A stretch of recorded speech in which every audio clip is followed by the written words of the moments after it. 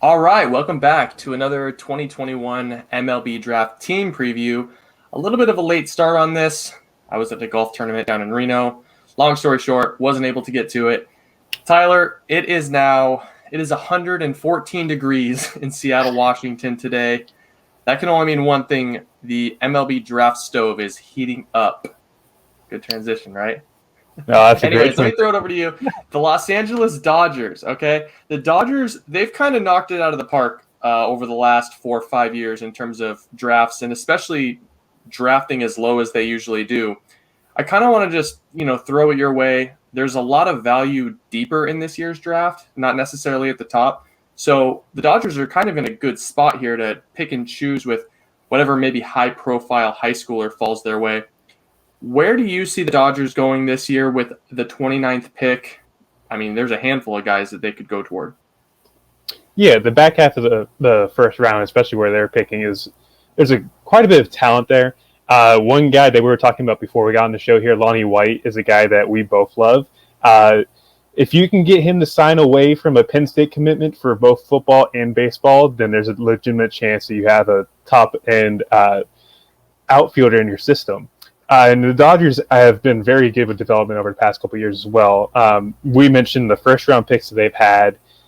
They do really good at the deeper into the draft too. But with a player like White, you're looking at a guy that's really athletic.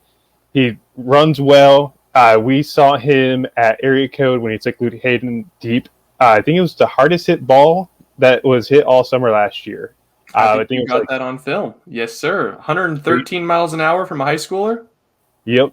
421 feet to dead central, too. So he's an all-around fun player. You can even throw in someone like Jeff Fabian, who was a top 5 projected pick coming into last summer, he's faltered a little bit. He's had some trouble with strikeouts, obviously. At the beginning of the year, he looked rough, but he found a way to turn that around mid-season. Power started coming into play.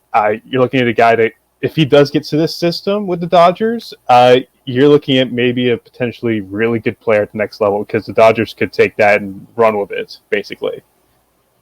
Yeah, those are two really good options, two supreme athletes that I think fit the Dodgers model. They've certainly gone that route in the past. The hit tool does scare me a little bit with Judd Fabian, but is there an organization, maybe aside from the Rays, that could do better with Judd Fabian than the Dodgers? I just don't think so. Lonnie White, I think that's a great call.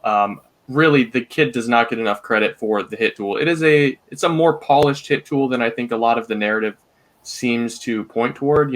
He gets this 4-sport penultimate athlete label put on him, which kind of gives the impression that he's kind of rough around the edges on the baseball field, but that's just not the case. He's a good ball player, and it wouldn't surprise me to see him go off the board well before the Dodgers pick. A couple of guys that really stand out for me, the one that I have to bring up because he's been attached to the Dodgers so heavily is Peyton Stovall.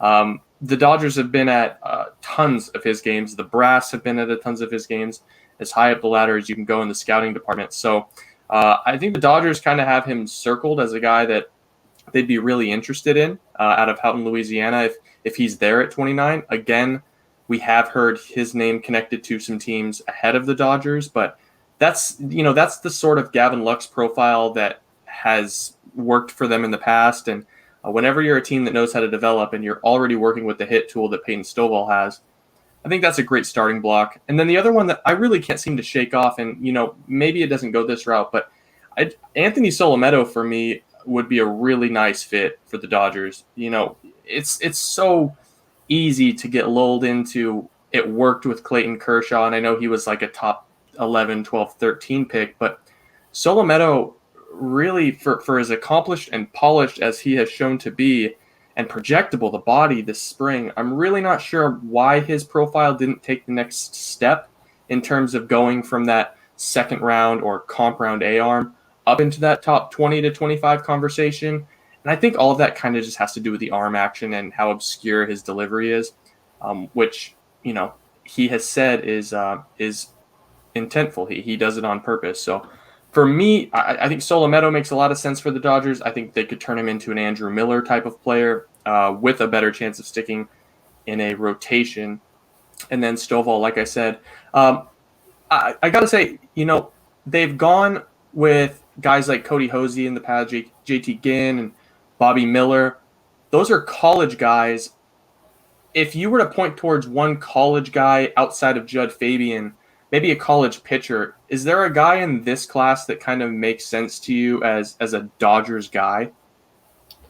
Yeah, so one guy that I've been thinking about, and I mean, you could both probably, these are both from ECU, so if Gavin Williams makes it this far, we've heard his name linked to teams in the middle of the first round, but there's some mocks recently from kind of all over the place that have him in the back end of the first. He could be a guy that would work out in the Dodgers organization. Same for Connor Norby. He's a guy that, the first time I saw him was at the Greenville Regional, and he looks every part of a big leaguer. Really polished approach. Bat plays. He has 102 hits this year, which is otherworldly to think about. And he runs. We didn't think he'd be running, four flats or like a 4.2, I think, whenever we caught him over in Greenville. So those are two guys that I think from the college side that outside of Fabian could make some sense for the Dodgers as well. I like it. The one guy I'm circling is Doug Mccasey out of Ole Miss. Data monster, big curveball coming from the left side. He is a supreme competitor on the field. He just seems like the type of guy that the Dodgers could grab and, have in their starting rotation in 2023. He's that polished, and he just knows how to pitch. So that's the type of guy that, I don't see the Dodgers window closing anytime soon, but that's the type of guy that adds stability into the rotation and just really stretches this window out as far as possible.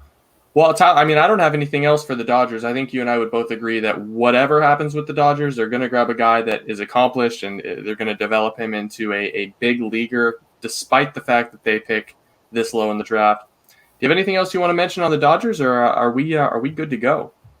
I'd say we're good to go. All right. Well, that'll do it for the Los Angeles Dodgers. An extension of NL West Week, about a week late, but we've got you covered. We will do every team leading up to the MLB draft. Might have to do a few two-a-days, but that's what we're here for. For Tyler, I'm Joe, and we'll catch you soon.